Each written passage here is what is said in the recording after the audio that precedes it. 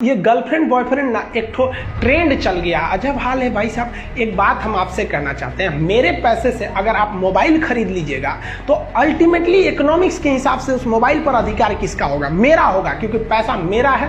तो आप सोचिए, आप बाप के पैसा से अगर लड़की पटाएंगे तो लड़की किसकी होगी? इकोनॉमिक्स के हिसाब से बाप के लिए। तो लड़कियों को भी कहते हैं कि भाई ऐसा लड़का को मत वैल्यू दो जो बाप की कमाई पे तुमको घुमा रहा है। और लड़कों भी कहते हैं जागो, अगर बहुत शौक है ना गर्लफ्रेंड बनाने का तो अपने पैर पे खड़े हो जाओ। जिस दिन पैर पर खड़े होगे ना उस दिन समझ में आएगा ये सब चीज़ें फालतू चीज़ें होती है। कई लड़के बेचारे का दिल टूट जाता है, उनका शरीर एम्बुलेंस की तरह हो गया है, घायल दिल लेके घूम रहे हैं। अरे फालतू ये सब चीज़ें। जीवन में किसी के लिए आंसू मत बहाइएगा, वो आपके आंसुओं के काबिल नहीं होगा। और जो आपके आंसुओं के काबिल होगा वो कभी आपको रोने नहीं देगा।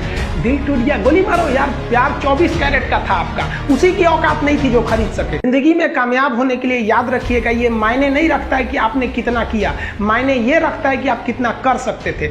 जब लंका में पुल बनाया जा रहा था पत्थरों को जोड़ जोड़ कर सीता माँ को लाने के लिए, तो बंदरों के साथ साथ गिलहरियां भी वहाँ पत्थर भर रही थी। तो इन सब से कितना पत्थर ही उठेगा। एक बंदर आया तो उठा के फेंक दिया गिलहरी को, भाग यहाँ से, तो इतनी पत्थर बीच में ला रही है। तो मर्यादा पुरुषोत्तम राम के पास वो जाके गिलहरी गिरी, तो गिलहरी को वो प्यार से सहलाए थे ना, तो ऐसा कहा जाता है कि इस पे जो निशान है गिलहरी के पीठ पे वो राम जी का है। राम जी ने उस बंदर को बुलाया और कहा कि देखो तुम इतना विशाल पत्थर उठा रहे हो तो तुम्हारा शरीर भी विशाल है।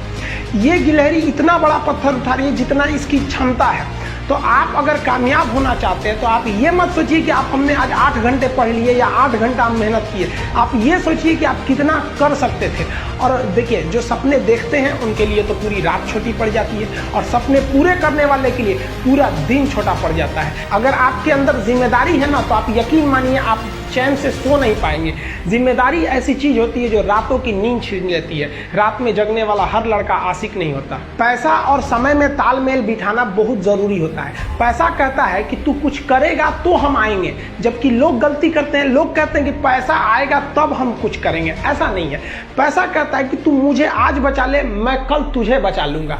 पैसा बेशक भगवान नहीं है और ना ये आपके साथ ऊपर तक जाएगा, लेकिन पैसा जब तक आपके साथ है ना तब तक आपको नीचे गिरने नहीं देगा।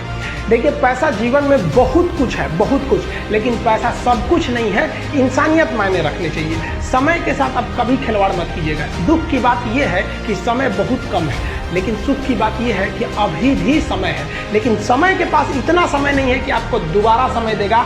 वक्त नहीं लगाइए आपको यह निर्धारित करने में कि क्या करना है, वरना वक्त निर्धारित कर देगा आपका क्या करना है। हम सबकी सबसे पहली जो शिक्षक होती है वो माँ होती है, इसलिए माँ का शिक्षित रहना बहुत जरूरी है। अगर कोई शिक्षित माँ है तो वो कभी भी अपने बच्चे को शिक्षा से दूर नहीं करेगी।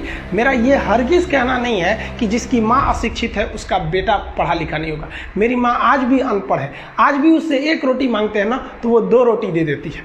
दुनिया की सबसे अच्छा अलार्म जो होता है वो माँ होती है। आप कहिएगा सुबह 7 बजे उठाने के लिए, वो आपको 6 बजे ही उठा देगी और कहेगी बेटा 8 बज गया आपको। इस दुनिया में आपको सबसे बेहतरीन ढंग से जानती है कोई तो आपकी माँ। वो और दुनिया से आपको 9 महीने पहले से जान रही होती है। कहा जाता है कि मेरे नसीब में एक भी गम ना होता अगर मेरी तकदीर लिखने का हक मेरी माँ को मिला होता है। माँ बचपन से पाल के बड़ी होती है। आइए यही ना है छोटका, बड़ा होके क्या बोलेगा? My wife my life. गजब बबुआ गजब। इतना उम्र पे छोड़ दी रहती माई ने तो कुत्ता नोच के खा गया रहता। बड़ा होके कहेगा माई वाइफ माई लाइफ। कभी भी माँ बाप से आप ऊंचे आवाज़ में बात नहीं कीजिएगा, वरना आपको शिक्षित कहलाने का कोई अधिकार नहीं है। और बाप जो होता है ना, बड़ा खुददार इंसान होता है, कभी बोल नहीं पाता है। माँ तो बोल भी देती है ना, बाप बोल नहीं पाता है। जेब खाली रहने के बावजूद मैंने बाप को कभी ना कहते नहीं देखा। इस दुनिया में बाप से रईस इंसान मैंने नहीं देखा। देखते होंगे कुछ लोग आपके गलत बात का भी जवाब नहीं दे पाते हैं। तो जवाब देने भाई साहब सबको आता है, बीच में माँ बाप का संस्कार चला आता है। और संस्कार बहुत चीज़ होती है। संस्कार यदि आपके अंदर है तो सब कुछ हारने के बाद भी आप जीत सकते हैं। और अगर संस्कार की जगह अहंकार आ गया ना तो जीता हुआ भी चीज़ों को हार सकते हैं।